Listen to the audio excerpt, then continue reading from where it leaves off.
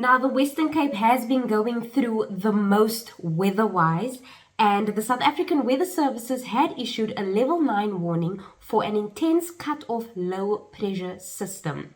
Now, when I say going through the most, I mean heavy rains, high winds, and even fire devastates homes in the past few days. The Western Cape has been hit by gale force winds and heavy rain since the weekend. A number of areas were also affected by the fires and just made worse with the high winds. Let's take a look at some of the things that have been happening over this weekend.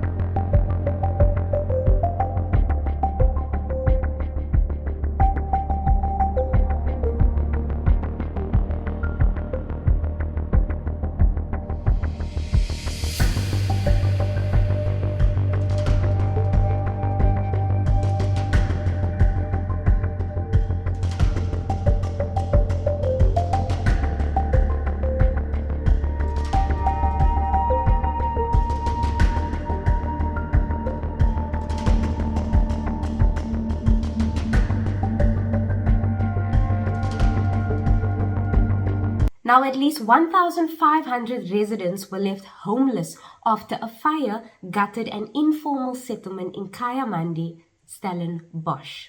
Now, the city's disaster risk management spokesperson, Charlotte Powell, said, as downpours are expected to continue throughout the day, assessments on the ground are ongoing as reports continue to come in. To date, 23 reports have been received relating to roof damages in a number of areas, including Delft, Mitchells Plain, Khayelitsha, Blue Downs, Sunset West, and commercial properties in Strand.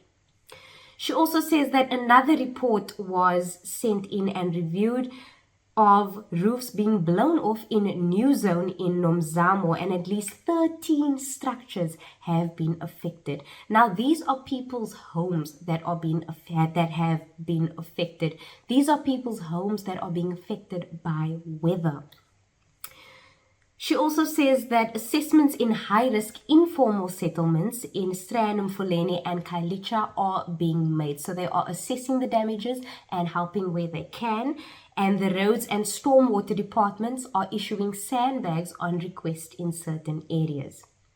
The electricity department is also attending to power outages in several areas, and the mayoral committee member for energy, Councillor Beverly van Renen, said that teams are working around the clock to attend to the high volumes of weather-related electricity service requests.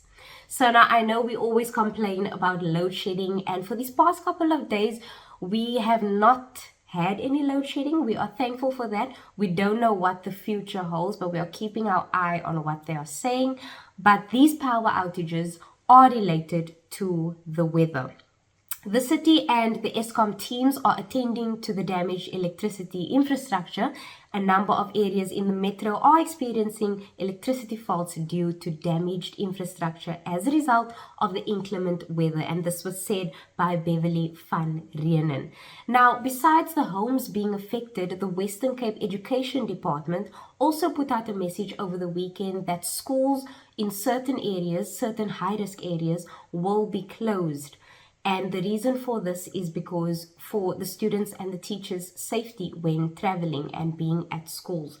Now, they said that over 270,000 pupils were affected by school closure, and this was because they could not go to school because of the weather. And 132 schools, over 132 schools were damaged because of this weather, because of the storm that was happening.